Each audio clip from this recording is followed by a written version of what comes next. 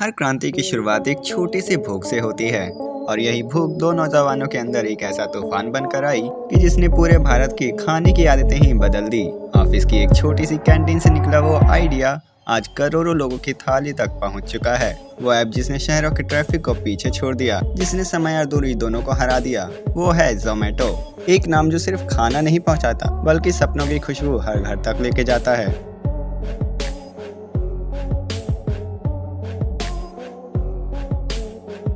साल था 2008। दिल्ली की एक कॉर्पोरेट ऑफिस में लंच टाइम पर हर रोज एक ही नज़ारा दिखता था। लोग मेन्यू कार्ड्स के ढेर में उलझे रहते थे। कौन से रेस्टोरेंट का खाना अच्छा है, कहां से मंगाए, यह तय करने के लिए आधा टाइम तो निकल ही जाता था। उसी ऑफिस में काम करते थे दो इंजीनियर, दीपिंदर गोयल और पंकज चड्ढा। दोनों ही आईआईटी दिल्ली के ग्रेजुएट थे। हर रोज अपने ही साथियों को इस झंझट में देखते हुए दीपिंदर ने एक दिन सोचा, क्यों ना सभी रेस्टोरेंट के मेन्यू एक जगह ऑनलाइन डाल दिए जाएं। बस यहीं से शुरुआत हुई foodie.com की, एक छोटी सी वेबसाइट जहां पर सिर्फ मेन्यू कार्ड्स को स्कैन करके अपलोड किए जाते थे। ना किसी ने बड़ी उम्मीद की, ना किसी ने बड़ा सपना देखा, लेकिन लोगों ने तुरंत इस वेबसाइट को पसंद करना शुरू कर दिया। लोगों को पहली बार लगा कि भूख लगना अब झंझट नहीं, एक क्लिक का खेल है। धीरे धीरे दिल्ली से वेबसाइट मुंबई, कोलकाता और पुणे तक फैल गई। फूडी बाई अब हर शहर के रेस्टोरेंट की जानकारी देने वाला सबसे भरोसेमंद प्लेटफॉर्म बन चुका था। लेकिन नाम सुनने में थोड़ा अजीब था, इसलिए 2010 में इस कंपनी का नाम बदलकर जोमेटो रख दिया गया। एक ऐसा नाम जो टोमेटो जैसा सुनाई देता था, लेकिन इसका टेस्ट हर किसी के लिए नया था।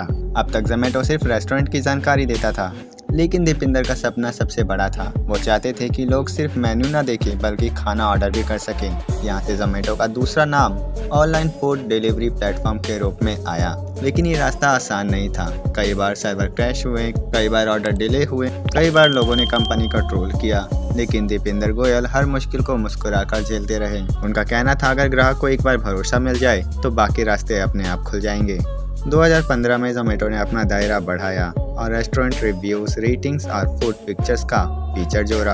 अब लोग सिर्फ खाना नहीं खाते थे बल्कि खाने का अनुभव भी शेयर करते थे।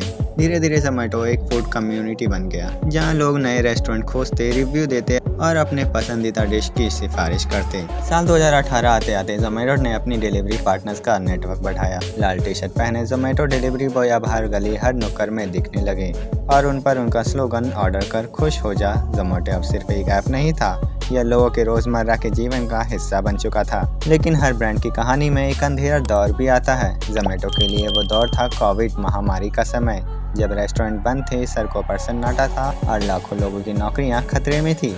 लेकिन जोमेटो ने हार नहीं मानी। उन्होंने अपने डिलीवरी पार्टनर्स के लिए फंड बनाया, लोगों तक ग्रोसरी और ज़रूरी सामान पहुंचाया और फीड द डिलीवरी जैसे कैंपेन शुरू किए। उस वक्त जोमेटो सिर्फ एक बिजनेस नहीं रहा, वो एक उम्मीद बन गया। धीरे धीरे हालात सुधरे और जोमेटो पहले से भी ज़्यादा मजबूती के साथ लौटा। 2021 में कंपनी ने शेयर मार्केट में एंट्री ली, जोमेटो का IPO, जहां लाखों लोगों ने इस ब्रांड पर भरोसा जताया। और दीपिंदर गोयल, वो शख्स जो कभी ऑफिस की कैंटीन में बैठकर मेन्यू स्कैन करता था, अब भारत की सबसे चर्चित स्टार्टअप कहानियों में से एक है। आज जोमेटो 1000 से ज़्यादा शहरों में करोड़ों यूजर्स के साथ काम कर रहा है। हर दिन लाखों ऑर्डर डिलीवर होते हैं और हर ऑर्डर के पीछे एक छोटी सी कहानी छिपी होती है। कभी किसी पार्टी की, कभी किसी की पहली डेट की, कभी किसी की उदासी मिटाने की। जोमेटो अब सिर्फ एक ऐप नहीं रहा बल्कि भारत की भूख और भावनाओं का पुल बन गया। दीपिंदर गोयल अक्सर कहते हैं, अगर कोई आइडिया लोगों की जिंदगी आसान बना सके तो वही सबसे बड़ा बिजनेस होता है। और यही सोच जोमेटो को बाकी सबसे अलग करती है। ये कहानी हमें सिखाती है कि हर बड़ी कंपनी किसी छोटी आइडिया से ही जन्म लेती है। ज़रूरत बस इतनी है कि आप अपनी भूख को पहचाने, चाहे वो पेट की हो या सपनों की। तो जब अगली बार आप जोमेटो से अपना पसंदीदा खाना मंगाएं, तो याद रखिए, उस प्लेट में सिर्फ स्वाद नहीं बल्कि मेहनत, संघर्ष और जुनून की पूरी रेसिपी परोसी गई है। और अगर आपको ये कहानी पसंद आई तो फैक्ट इन्फो नेटवर्क को सब्सक्राइब ज़रूर करें, क्योंकि यहाँ हर कहानी में छिपा है एक सबक जो आपके अंदर की भूख को जगाने के लिए काफ़ी है। अभी के लिए बस इतना ही। धन्यवाद आपका ये वीडियो देखने के लिए।